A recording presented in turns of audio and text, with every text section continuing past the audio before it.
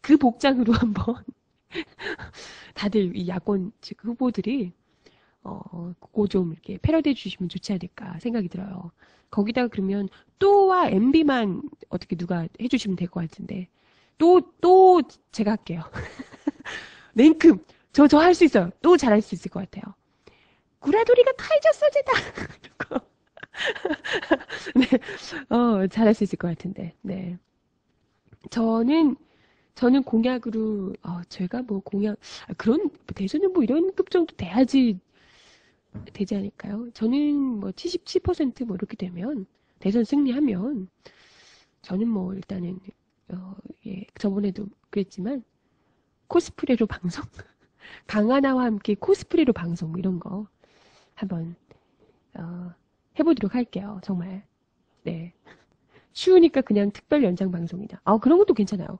코스프레를 하고 특별 연장 방송 우리 강민선 아나운서랑 같이 혼자 죽을 수 없으니까 혼자 죽을 수 없으니까 강민선 아나운서와 같이 이제 후배니까 일단 오라고 해서 앉혀놓고 옆에서 특별 공개 방송 이런 거 할 수 있죠. 네, 그렇죠. 연장 방송. 치킨 사요? 치킨은 여러분이 저희한테 쏴야죠. 벌써부터 근데 분위기가 이러면 너무 들뜨면 안 됩니다, 여러분. 샴페인 터뜨리고 이러면 안 돼요. 아시죠? 저들도 지금 거의 뭐 이악 물고 싸우고 있어요. 우리만 생존 게임이 아니고요. 저쪽에서도 지금 거의 보이시잖아요. 생존을 걸고 다들 싸우고 있어요. 참, 무슨 대선이 이렇게 흘러가는가 참 신기하긴 한데요. 정말 이건 에, 저기들도 저쪽도 지금 뭐 이악 물고 뭐 싸우고 있는 상황이기 때문에 끝까지 너무 이게 이런 이야기 나온다고 해서 즐거워하지 마시고 희망은 가지시되 우리가 정말 엎을 수 있겠구나 라는 희망은 가지시되 결코 안심해서는 안 된다 이야기를 거듭 드립니다. 그래서 네 승리하시면 24시간 치킨과 맥주 놓고 먹고 죽자 방송해달라고 뭐 이런 얘기 하시는데 정말 승리만 하면야 뭔지 못하겠어요. 이기기만 하면야. 네. 지금 그죠 다들 이야기를 하시는데 박빙이라고 이야기를 다들 이거 뭐 몇 퍼센트 5% 차이 나니 뭐 압도적이니 이런 이야기들도 있지만 다 뻥이고요. 박빙입니다. 초박빙. 그렇기 때문에 우리가 제1국민 투표율이 정말 중요하다고 이야기를 하는 거잖아요. 제1국민 투표율이 71%가 넘었다고 하고 그거에 또 국내에서도 많이들 자극받아 하시는 것 같고요. 특히나 지금 그 이야기를 들어보니까 신청하신 분들이잖아요. 제1국민 투표를 하겠다고 신청하신 분들이 반 가까이가 거의 20, 30대라고 합니다. 젊은 층들이 굉장히 많이 외국에 계시는 제1국민들 중에 20, 30대가 투표를 하겠다고 이렇게 적극적으로 의지를 표명하는 것은 굉장히 좀, 상상 외거든요. 보통 한인회 뭐 이런 거 해가지고 하시는 분들은 있잖아요. 새누리당의 뭐 한인회 뭐 이런 거 파티하고 벌써부터 샴페인 터뜨리고 하셨던 분들. 이런 분들은 보통 어르신들이잖아요. 근데 비중이 20, 30대가 거의 50% 가까이 차지하고 있다는 거예요. 이것만 해도 이게 바로 낙곰수의 영향력인가? 이런 생각을 합니다. 물론 그분들이 다 젊은 층들이 다 뭐 이제 뭐 문재인 후보를 찍어준다거나 그런 건 아닐 거예요. 아니겠지만 그래도 젊은 층들이 이만큼 투표를 많이 하겠다고 의지를 표명했다면 훨씬 더 그래도 기대를 가져볼 수 있지 않을까 이런 생각을 하게 된다는 거예요. 그래서 네. 그래서 참 이 제외국민 투표하는 곳에서도요 온갖 이제 이야기들이 참 많던데요. 어디 뭐 독일에서는 사실인지는 모르겠습니다만 독일에서는 뭐 선관위 그 투표 용지에 선관위 그 확인 도장이 안 찍혀서 뭐 난리가 났다더라 이런 이야기들도 뭐 들려오고요. 실제로는 어떤지는 모르겠습니다만은 그리고 기사화되기도 했는데요. 이게 지금 상해에서요. 중국 소재 상해경제신문이라는 그 신문에서 지역 교민 신문사라고 하네요. 여기서 후보들의 사진을 이렇게 게재를 했습니다. 게재를 하고 1번 누구 뭐 이렇게 번호별로 이름도 써놨는데 희한하게 모두가 다도 아니고요. 1, 2, 3번만. 이정희 후보까지만 전부 1번이라고 되어 있습니다. 그러니까 1번 박근혜, 1번 문재인, 1번 이정희, 그리고 4번 박종선 이런 식으로 희한하게 이게 이제 또 게재가 돼서 물론 이걸 보고 사람들이 뭐지? 문재인도 1번이고 이정희도 1번인가? 그럼 내가 찍고 싶은 후보가 문재인인데 그럼 1번 찍어야 되나? 이렇게 생각하는 사람은 물론 없겠지만요. 설마 그러겠어요? 없겠지만 이거 뭐 참 예. 보기도 굉장히 좀 뭐야 이게 1번 찍으라고 세뇌하는 건가? 이런 찝찝한 마음이 든다는 거죠. 실제로는 안 그렇겠지만 실수를 하신 거겠지만 왜 이런 실수를 하냐고요. 그렇지 않으세요? 예? 참 어머나. 어떤 대학교에서는 투표용지가 사라져서 천여 명이 투표를 못했대요. 그런 이야기도 있네요. 어머나 세상에. 그래요? 참. 실제로 만약에 이런 지금 이야기들이 나오는 것이 다 사실이라면 이거 그럼에도 불구하고 지금 71%를 투표했다는 거잖아요. 71% 이상이. 어마어마한데? 참. 근데 우리가 계속해서 이건 정신을 바짝 차리고 있어야 되긴 합니다만은, 참. 이것만으로도 지금 굉장히 놀라운 일이긴 합니다.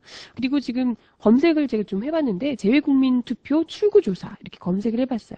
근데 정확하게 지금 나온 건 없습니다. 이야기를 지금 정확하게 나온 것은 아니라고 이야기를 먼저 드리고요. 근데 트위터에서 지금 무한 RT되고 있는 글이 있습니다. 이게 이제 뭐, 얼마나 정확한지는 모르겠는데요. 일단은 새누리당에서 비밀리에 실시한 자체 출구조사라고 하네요. 이게 뭐 얼마나 이게 좀 이렇게 신빙성이 있는지는 정확하게는 모르겠어요. 네, 모르겠는데요. 새누리당에서 비밀리에 실시한 자체 재외국민 투표 출구조사에서 문재인 후보가 65.9%, 박근혜 후보가 31.4%, 나머지가 기타로 나왔다라고 트위터에서 마구마구 돌고 있다고 하네요. 이게 이제 뭐 100% 믿을 수 있는 건지는 잘 모르겠습니다. 일단 트위터에서 돌고 있는 글이라고 이야기를 먼저 드렸어요. 정확하게 뭐 새누리당에서도 뭐 이걸 한 건지 정말 그걸 어떻게 빼서 이야기를 해주신 건지 모르겠습니다만은 어찌됐건 아까 이야기 드린 것처럼 젊은 층들이 상당히 많이 신청을 했고 거기다가 투표율도 이만큼 높았다. 이것만 봐도 그리고 또 재외국민 이런 분들이 그러시더라고요. 국내에 계신 분들은 KBS, MBC 보고 조중동 보고 접할 수 있는 게 굉장히 많기 때문에 쉽게 그런 걸 보시겠지만 재외국민들은 접할 수 있는 게 사실상 인터넷밖에 없다. 팟캐스트 방송, 인터넷 방송밖에 없다. 이렇게 이야기를 하시더라고요. 그렇기 때문에 오히려 더 어떻게 보면 젊은 층들이 그렇잖아요. 젊은 층들이 접할 수 있는 게 국내 소식들이 팟캐스트 받으면서 이제 국내 이야기를 듣고 그러다 보니까 오히려 더 국내에 있는 사람들보다 더 많이 민주주의, 우리나라를 지켜야 된다. 민주주의 지켜야겠다. 이런 의식 자체가 더 강할 수도 있다. 이렇게 이야기를 하시더라고요. 한번 믿어보자고요. 그렇지 않으세요? 네. 그죠. 거기다가 외국에서 보면 뭐 독재자의 딸 이런 뉴욕타임즈며 뭐 이런 데서 빵빵 때려대잖아요. 독재자의 딸. 아직도 대한민국, 불안정한 민주주의 국가인 대한민국은 아직도 독재자의 딸에 환호한다. 이런 기사를 보고 있는데 그렇지 않겠어요? 너무 창피할 거 아니에요. 외국에 계신 분들이 특히나 더. 네, 참, 소름 돋는데? 네, 너무너무 훌륭하십니다, 다들. 부디 이런 기분 좋은 예감들이 적중할 수 있길 기대를 보면서 음악 하나. 하는 수가 있어요.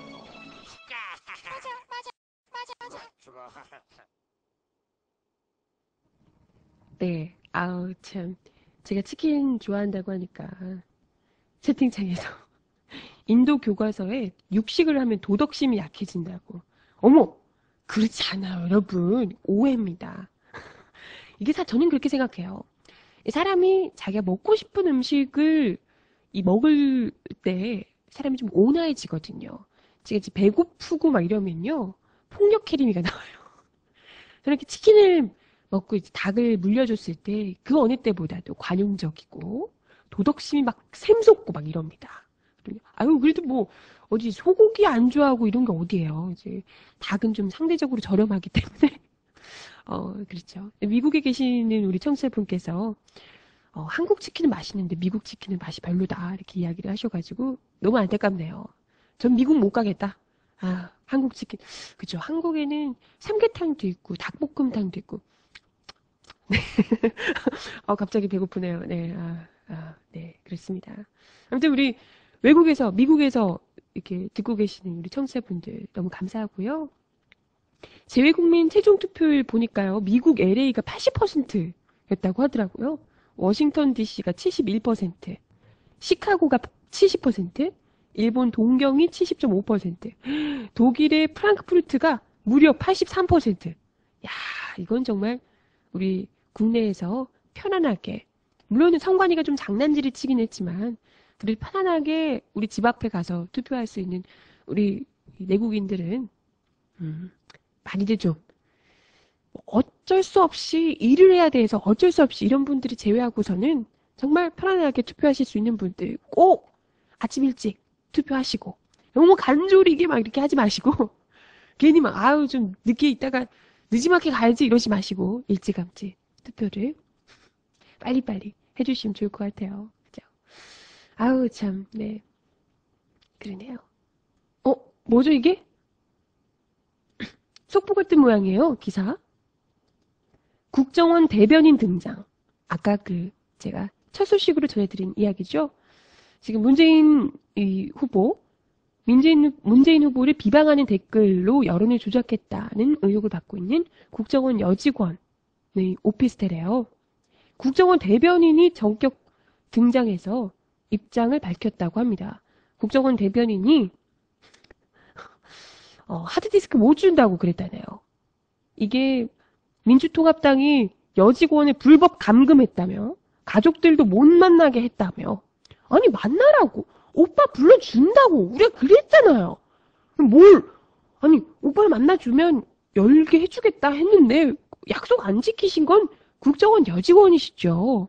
국정원 직원이면 왜 국정원 직원이라고 말을 못하니 이게 누가 개인에 대한 피해인지 과연 국정원 직원께서 그러면 개인의 피해는 국정원 직원이 이렇게 야권 후보를 방해하기 위해서 낙선시키기 위해서 정말 깨알 같은 게 아니죠. 어마어마한 댓글들을 마구마구 달면서 여론을 조작했던 것은 별로 문제가 아니고 집 앞에 찾아와가지고 가족들이 못 만나고 있고 뭐 감금을 당하고 있는 듯한 기분을 느끼고 있는 것은 피해입니까? 그것만 피해인가요?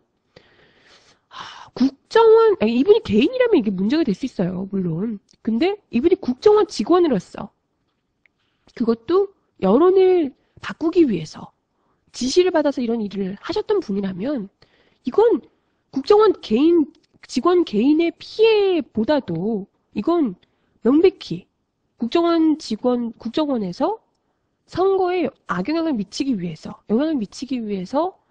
손을 대고 있다는 것 자체가 이건 정말 심각한 문제거든요. 그걸 먼저 봐야죠. 어디 지금 국정원 대변이 안 되겠네? 이분 누구니 대체? 이 하드디스크 부분 제공할 수 없다고 수사기관의 정당한 방법으로 고소해서 합법적으로 진행해라 뭐 이렇게 이야기를 하셨었다고 하네요. 그래서 참 네 이분 안 되겠네. 참 이러니까 이제 지금 영장 신청을 경찰에서 했으니까요. 네. 경찰에서 영장 신청을 했는데 그래도 안 된다 이렇게 할지 어떨지 모르겠어요. 어쩌면 아직까지 못 지우셨나? 못 지우셨나? 어떤지 모르겠네요. 예, 참 그렇죠 이 국정원 여직원 개인의 피해를 우려했더라면 이딴 일을 시키시면 안 되죠. 국정원에서 왜 이런 일을 시키셨을까?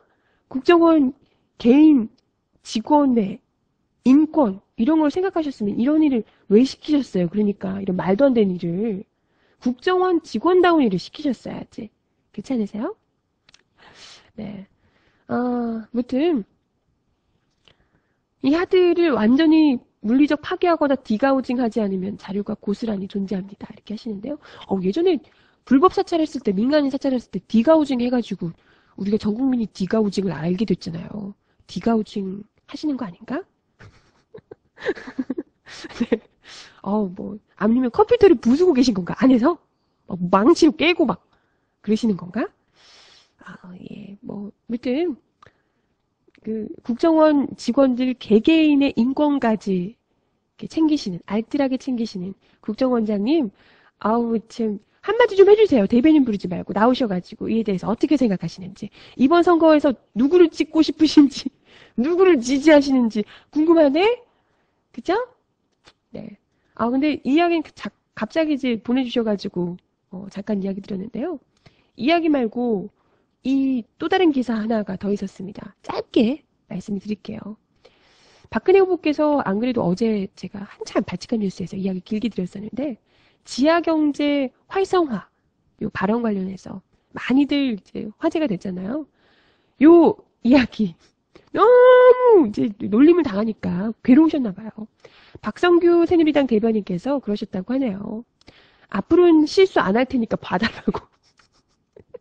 뻥치지 마. 응? 뻥치지 마. 지금 한두 번이야? 이게? 대통령직을 사퇴하신다고 하신 분이 무슨, 뻥치지 마. 무슨 이게. 그러지 마시고요. 우리 이정희 후보 스타일로 약속 하나 받죠, 우리가.